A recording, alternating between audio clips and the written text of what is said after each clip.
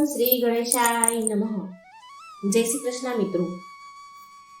આજે આપણે સરસ મજાની વાર્તા સાંભળીશું કે વ્યક્તિ કોના ભાગ્યનું ખાય છે, કોણ કોના ભાગ્યનું ખાય છે. સરસ મજાનો જ્ઞાનવર્ધક જીવન ઉપયોગી વિડીયો છે, તો પૂરો અંત સુધી જોજો. અને વિડીયો સારો લાગે તો મિત્રો લાઈક કરજો, શેર કરજો અને આ ચેનલ જો તમે હજુ સુધી સબસ્ક્રાઇબ નથી કરી તો કૃપા કરીને સબસ્ક્રાઇબ કરી દેજો. ઓમ નમઃ શિવાય. ઓમ નમો ભગવતે વાસુદેવાય. શિવ શક્તિની જય. એક ચકલીના 3 પ્રશ્ન છે કે કોણ કોના ભાગ્યનું ખાય છે, સંસારમાં સૌથી મોટું બળવાન કોણ છે, અને જે તેની વાતોથી, વચનથી, વાયદાથી ફરી જાય છે તો એનું પરિણામ શું આવે છે. આ સરસ મજાના રહસ્યના વાર્તા છે, તે આપણે સાંભળીએ. વિડીયો અંત સુધી જોવા માટે મિત્રો તમને વિનંતી. એક ઝાડ પર 2 ચકલીઓ રહેતી હતી. રાતનો સમય હતો અને આ 2 ચકલીઓ ઝાડ પર બેઠી બેઠી વાતો કરી રહી હતી. તેમાંથી એક ચકલી બીજી ચકલીને કહે છે કે મારા મનમાં 3 પ્રશ્નો છે જેનો જવાબ મને મળતો નથી, તો તું મને એનો જવાબ આપીશ. ત્યારે બીજી ચકલી કહે છે કે બોલ, તારા કયા પ્રશ્ન છે. એટલે એ ચકલી કહે છે કે મારો પહેલો સવાલ છે કે કોણ કોના ભાગ્યનું ખાય છે. બીજો સવાલ, આ સંસારમાં સૌથી મોટું બળવાન કોણ છે. મારો ત્રીજો સવાલ છે કે જે માણસ તેની વાતોથી, વચનથી, વાયદાથી ફરી જાય છે તેનું શું પરિણામ આવે છે. ત્યારે એ બીજી ચકલી કહે છે કે હા, હું તને આ 3 પ્રશ્નોના ઉત્તર જરૂર આપીશ. એના માટે હું તને એક વાર્તા સંભળાવું છું. વાર્તાના માધ્યમથી તને તારા જવાબ મળી જશે. ચકલી વાર્તા કહેવાનું શરૂ કરે છે કે એક જંગલમાં એક ઝાડ નીચે એક સાપ રહેતો હતો. તે ઝાડના થડમાં એ રાફડો બનાવીને રહેતો હતો અને તે સાપને એક બાજ રોજ જુએ અને જ્યારે સાપ બહાર નીકળે ત્યારે તે બાજ એને પકડવા માટે તેની ઉપર હુમલો કરે અને સાપ પાછું તેના દરમાં ચાલ્યો જાય. એક વાર તો તે સાપ બહાર નીકળ્યો અને તે બાજના હાથમાં તો આવી જ ગયો હતો, પણ સાપ તેના દરમાંથી પૂરી રીતે બહાર નહોતો નીકળ્યો, એટલે તે બચી ગયો અને તે પાછો તેના દરમાં ચાલ્યો ગયો. આવી રીતે 2 કલાક સાપ પાછો અંદર બેસી રહ્યો. ફરી એને પાછી બહાર નીકળવાની કોશિશ કરી તો ફરી બાજે એની ઉપર પ્રહાર કર્યો અને ફરી તે સાપ તેનાથી બચી ગયો. અને આવું વારંવાર થાય છે. તે બાજ પણ તે ઝાડ પર જ રહેતો હતો જ્યાં સાપનું રાફડો હતો. બાજ વિચારે મનમાં ને મનમાં કે ક્યાં સુધી તું અંદર ને અંદર રહીશ, બહાર તો નીકળીશ જ ને. હું તો તારું ભોજન બનાવીને જ રહીશ. અને સાપ ડરના મારે બહાર નીકળે જ નહીં. અને સાપને બહાર નીકળ્યાના આમ ને આમ 6 મહિના થઈ ગયા. બહાર આવી શકતો નથી. તે બાજ તેના પર તાકીને બેઠો છે, નજર નાખીને જ બેઠો છે. ત્યારે સાપ વિચારે છે કે આનો કંઈક તો મારે રસ્તો કરવો પડશે. આમ ને આમ ભૂખ્યો તરસ્યો ક્યાં સુધી આ રાફડામાં બેસી રહીશ. તેને એક વિચાર આવ્યો કે રાજા વિક્રમાદિત્ય બહુ સારા રાજા છે. તે બધા દુઃખી અને પીડિત લોકોની મદદ કરે છે અને રાજા વિક્રમ જ એવા વ્યક્તિ છે કે જે મને આઝાદ કરાવી શકે છે. અને હવે તે સાપ રાજા વિક્રમની વાટ જુએ છે અને જે કોઈ રસ્તા પર નીકળે તેને બધાને કહેતો ફરે છે કે કોઈ મારી વાત રાજા વિક્રમ સુધી પહોંચાડી દો, મને કોઈ વિક્રમ રાજા સાથે ભેટ મુલાકાત કરાવી દો. એક દિવસ રાજા વિક્રમાદિત્ય તે જંગલમાંથી પસાર થઈ રહ્યા હતા. તે સાપના દર પાસેથી જ્યાં રસ્તો હતો ત્યાંથી નીકળ્યા. ત્યારે સાપ જુએ છે કે કોઈ આ રસ્તા પર ચાલ્યું આવે છે. ત્યારે તે સાપ રસ્તા પરથી નીકળતા માણસને બોલાવી અને કહે છે કે કોઈ મને રાજા વિક્રમાદિત્યથી ભેટ કરાવી દો, મારી ઉપર થોડી દયા કરો, હું તેનો આજીવન ઉપકાર નહીં ભૂલું.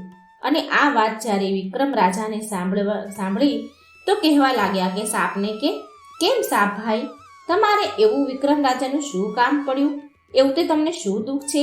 ત્યારે તે સાપ કહે છે કે હે વિક્રમ રાજા એક એવા રાજા છે જે બીજાને મુશ્કેલીઓ દૂર કરે છે, બીજાના દુઃખ મટાડે છે, ગરીબી પીડિત લોકોની સહાયતા કરે છે.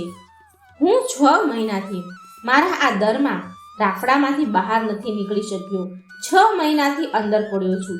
જો હું અહીંથી બહાર નીકળું તો આ ઝાડ પરનો એક બાજ છે જેનું રહેઠાણ અહીં જ છે. તે બાજ મારી પર હુમલો કરે છે અને મને મારી નાખવા માંગે છે.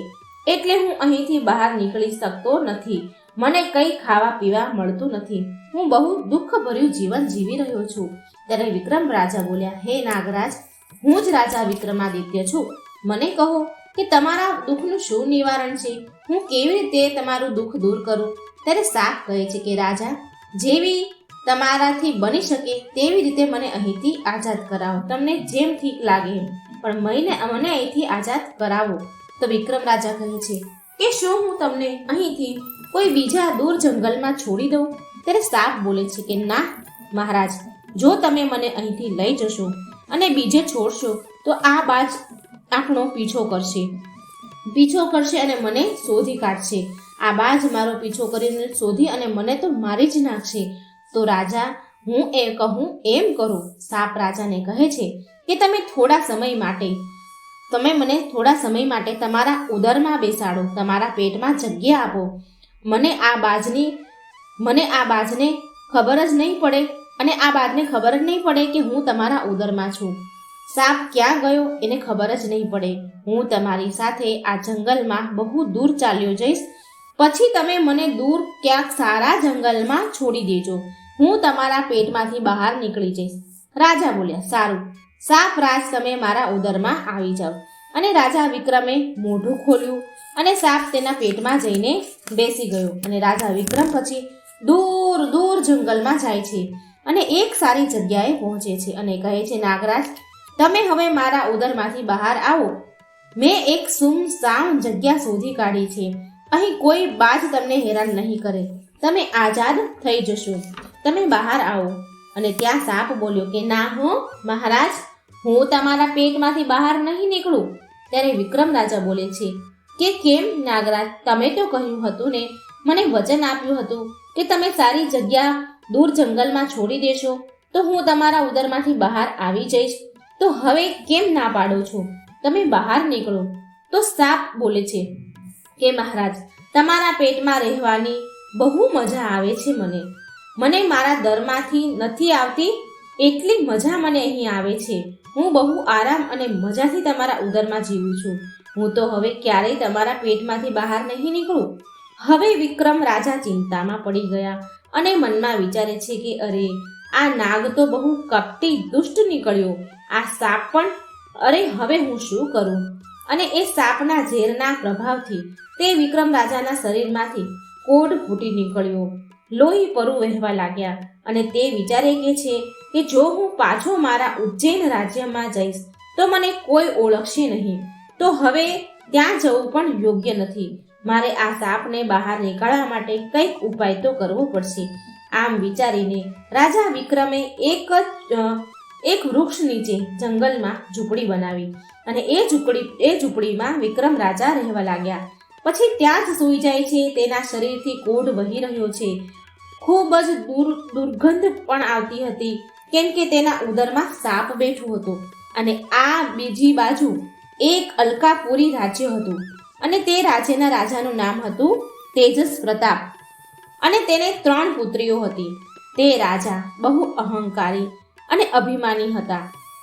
તે રાજા એક દિવસ તેની પુત્રીઓને પૂછે છે કે તમે કોના ભાગ્યનું ખાઓ છો દીકરીઓ? અને તેમાંથી તેની 2 પુત્રીઓ એમ બોલી કે પિતાજી, અમે તો તમારા ભાગ્યનું જ ખાઈએ છીએ. અને તેમાંથી જે ત્રીજી પુત્રી હતી તેનું નામ ચિત્રરેખા હતું. તો તેના પિતાજી કહે છે કે ના પિતાજી, એ પુત્રી ચિત્રરેખા એના પિતાજીને કહે છે કે ના પિતાજી, હું તો મારા જ ભાગ્યનું ખાઉં છું, હું કોઈના ભાગ્યનું નથી ખાતી. અને એના પિતા રાજા તો બહુ ગુસ્સે થયા. તેને બહુ ખરાબ લાગ્યું અને રાજાએ એ જ સમયે એક વાળંદ અને બ્રાહ્મણને બોલાવે છે. અને તે બ્રાહ્મણ અને વાળંદને રાજા કહે છે કે આ મારી 2 પુત્રીઓના લગ્ન માટે કોઈ રાજા મહારાજા શોધો અને તેના લગ્ન કરાવો. અને આ મારી જે નાની પુત્રી છે ચિત્રલેખા, તેના લગ્ન કોઈ ગરીબ, લૂલો, લંગડો, અપંગ, કોઢી, ભિખારી, કોઈ બી એવો માણસ મળે તેની સાથે કરાવો.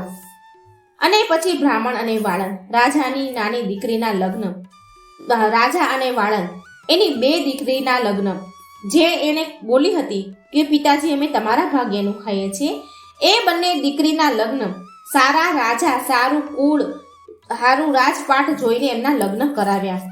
અને જે આજે મોટી દીકરી ચિત્રલેખા હતી તેને અપંગ, લંગડું, ગરીબ, ભિખારી, કોઢી એવા માણસની શોધમાં એ બ્રાહ્મણ અને વાળંદ નીકળ્યા. તો શોધતા શોધતા ત્યાં પહોંચ્યા જ્યાં વનમાં આ વિક્રમ રાજા ઝૂંપડી બનાવીને રહે છે. અને ઝૂંપડીમાં વિક્રમ રાજા બહુ ખરાબ હાલતમાં પડ્યા હતા. તેના શરીરેથી કોઢ ફૂટી નીકળીને વહી રહ્યો હતો, લોહી પરું નીકળતા હતા. અને આ બ્રાહ્મણને વાળંદની નજર તે વિક્રમ રાજા ઉપર પડી. અને તે બ્રાહ્મણ અને વાળંદે વિચાર્યું કે આનાથી વધારે ખરાબ માણસ નહીં મળે, તો આની સાથે ચિત્રલેખાના લગ્ન કરાવી દઈએ. અને તે બ્રાહ્મણે તેની સાથે લગ્ન નક્કી કરી દીધા. અને પછી બહુ જલ્દી તેજસ રાજાએ તે કોઢી સાથે તેની મોટી દીકરી ચિત્રલેખાના લગ્ન કરાવી દીધા. તે વનમાં જઈને જ તેને પરણાવી દીધી.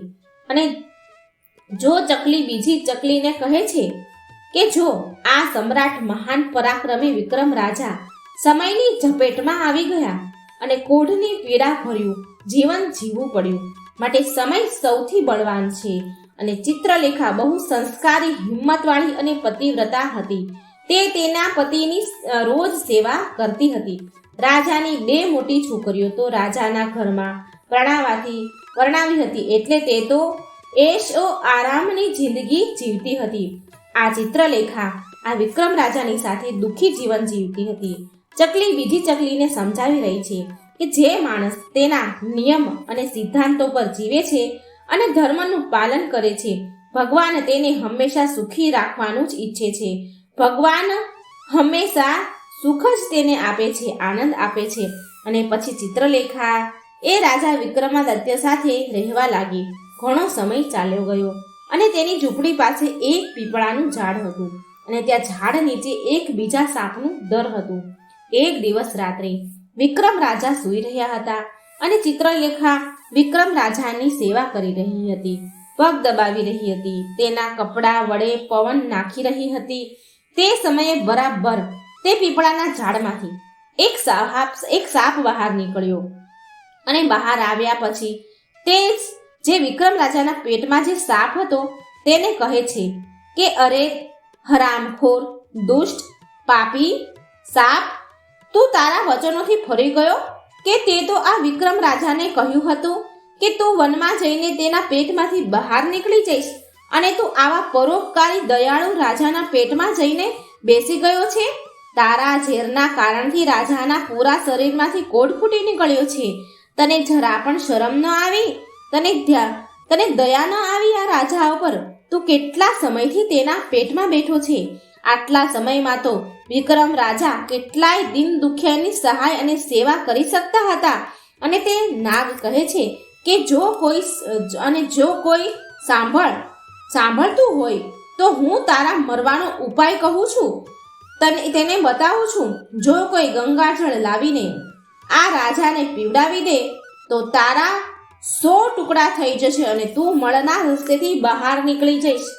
અને પછી આ બાજુ જે વિક્રમ રાજાના પેટમાં જે સાપ બેઠો હતો તે આ બીજા સાપને કહી રહ્યો છે કે તારા જેવો પણ મેં કોઈ બીજો સાપ નથી જોયો. તું પણ એક વિશાળ ધન પર હક જમાવીને બેઠો છે. જો તે ધન માનવ સેવાના કલ્યાણમાં વાપરવામાં આવે તો ન જાણે કેટલા લોકોનું ભલું થાય, કેટલા લોકોની ગરીબી દૂર થાય, કેટલા ભૂખ્યાને ભોજન મળે. પણ તારા મરવાનો ઉપાય હું પણ બતાવું છું. જો કોઈ સાંભળે તો કોઈ એક તપેલી ગરમ તેલ તારા દરમાં નાખી દેશે તો તું બળી જઈશ, તારું મૃત્યુ થશે. જો તે જગ્યા પર ખોદવામાં આવશે તો અપાર ધન સંપત્તિ નીકળશે. આ બંને સાપની વાતો ચિત્રલેખા બહુ ધ્યાનથી સાંભળી રહી હતી.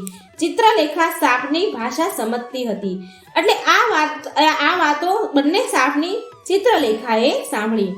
પછી ચિત્રલેખાને ખબર પડી કે અરે આ તો વિક્રમ રાજા છે અને આના પેટમાં તો સાપ બેઠો છે. આ કારણેથી મારા પતિ મહારાજ શરીરમાંથી એને કોઢ નીકળી રહ્યો છે, એટલે એની આવી દશા છે. અને બીજે દિવસે ચિત્રલેખા એક ઋષિના આશ્રમમાં શોધતી જાય છે અને તે ઋષિને વિનંતી કરે છે કે મહાત્મા, મને એક ગ્લાસ ગંગાજળની જરૂર છે. કૃપા કરી મને ગંગાજળ આપો. અને ઋષિ પૂછે છે કે તું કોણ છે અને આ એક ગ્લાસ ગંગાજળનું તું શું કરીશ?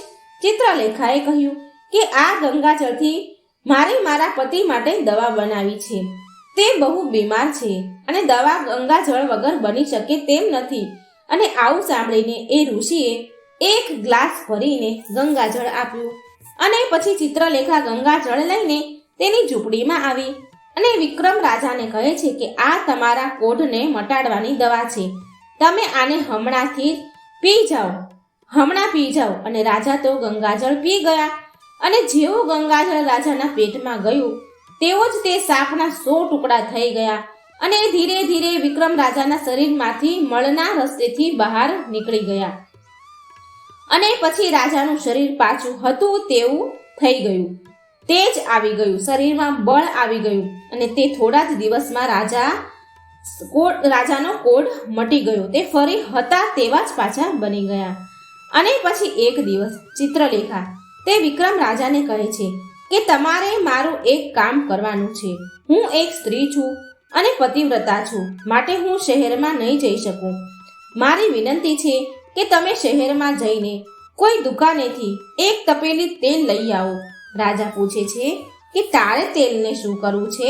ચિત્રલેખા કહે છે કે તમે પહેલા તેલ લઈને તો આવો, હું બીજું પછી કહીશ. અને રાજા પછી શહેરમાં જાય છે અને તેલ લઈ આવે છે. ચિત્રલેખા એ તેલને ચૂલામાં ગરમ કરે છે અને ગરમ ગરમ તેલ એ પીપળાના ઝાડ નીચે જ્યાં સાપ રહેતો હતો તેના દરમાં રેડી લે છે અને તે દરમાં રહેલા સાપનું મૃત્યુ થાય છે. પછી ચિત્રલેખા વિક્રમ રાજાને કહે છે મહારાજ, આ જગ્યાને ખોદી નાખો. રાજા પૂછે છે કેમ? ત્યારે ચિત્રલેખા કહે છે તમે પહેલા ખોદો તો ખરી. રાજાએ એ જગ્યા પર ખાડો ખોદ્યો તો ત્યાં અપાર ધન સંપત્તિ મળી. અને પછી ચિત્રલેખા વિક્રમ રાજાને કહે છે કે હું માનું છું કે તમે મોટા રાજા છો, પણ મારા પિતાએ મારું અપમાન કર્યું છે. મને એક કોઢી સાથે પરણાવી હતી. હું તો મારા ભાગ્યનું જ ખાઉં છું, માટે હું આ જગ્યા પર એવો મહેલ બનાવવા માંગુ છું કે જે મહેલ મારા પિતાના મહેલ કરતાં પણ વધારે મોટો અને સુંદર હોય. વિક્રમ રાજા બોલ્યા કે અહીં મહેલ બનાવવાની શું જરૂર છે? ઉજ્જૈનમાં બહુ મોટો મહેલ છે, રાણી ત્યાં ચાલો. અને ચિત્રલેખા તેની વાત નથી માનતી અને તે વનમાં ભવ્ય મહેલ બનાવે છે. ચકલી કહે છે જો આ સંસારમાં સૌથી બળવાન સમય છે, આનાથી કોઈ બીજું બળવાન નથી. સંસારમાં સમયથી બળવાન બીજું કંઈ જ નથી. સમય સારો હોય તે આગળ વધે છે અને જેનો સમય ખરાબ હોય તો તે પતન તરફ વધે છે. અને પછી આ તરફ જે ચિત્રલેખાના પિતા જે રાજા તેજસ હતા તેના રાજ્યમાં બીજા રાજ્યનો રાજા આક્રમણ કરે છે અને તેમાં રાજા તેજસ પરાજય થાય છે. હારીને તે તેજસ રાજા તેના પરિવારનો જીવ બચાવવા માટે તે રાજ્ય અને મહેલ છોડીને ભાગી જાય છે. અને એ રાજા ચિત્રલેખાના પિતા વનમાં ભૂખ્યા તરસ્યા ભટકી રહ્યા હતા. તે ફાટેલા કપડાં બહુ ખરાબ હાલતમાં વનમાંથી પસાર થઈ રહ્યા હતા. તે ચાલતા ચાલતા આ ચિત્રલેખાના મહેલ પાસે આવ્યા અને ચિત્રલેખા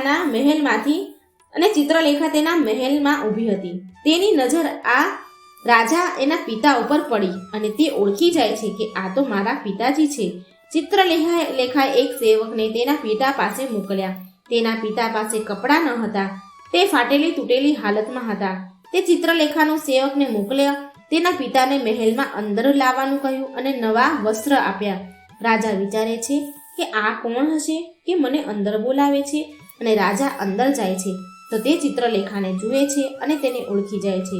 ચિત્રલેખા તેના પિતાને કહે છે કે પિતાજી, હું એ જ ચિત્રલેખા છું જે તમને કહેતી હતી કે હું મારા ભાગ્યનું જ ખાઉં છું. તો તમે જુઓ, હું મારા ભાગ્યનું જ ખાઉં છું, હું તમારા ભાગ્યનું નથી ખાતી. તમે તો મને એક કોઢી સાથે પરણાવી હતી, પણ મારા ભાગ્યમાં તો એક સમ્રાટ લખ્યો હતો. જુઓ તમે, હું રાજા ઉજ્જૈન નરેશની પત્ની છું. અને રાજા પછી પછતાય છે અને ચિત્રલેખાની માફી માંગે છે. અહીં ચકલી બીજી ચકલીને કહી રહી છે કે તારા પ્રશ્નનો જવાબ તને ખબર પડીને કે સંસારમાં સૌથી મોટો બળવાન સમય છે. અને બીજું કે હર કોઈ માણસ કોઈ બીજાના ભાગ્યનું નથી ખાતું. કેટલા લોકો એવું વિચારે છે કે આ મારું ખાય છે, પણ એવું નથી હોતું. કોઈ કોઈનું નથી ખાતું. બધા માણસ પ્રાણી જીવ તેના જ ભાગ્યનું ખાય છે. દરેક દાણા પર ખાવાવાળાનું નામ લખ્યું છે. આપણે બીજાને ખવડાવવાવાળા કોણ છીએ? આ સંસારને ખવડાવવાવાળો તો એક જ છે, એ છે પરમાત્મા, ભગવાન.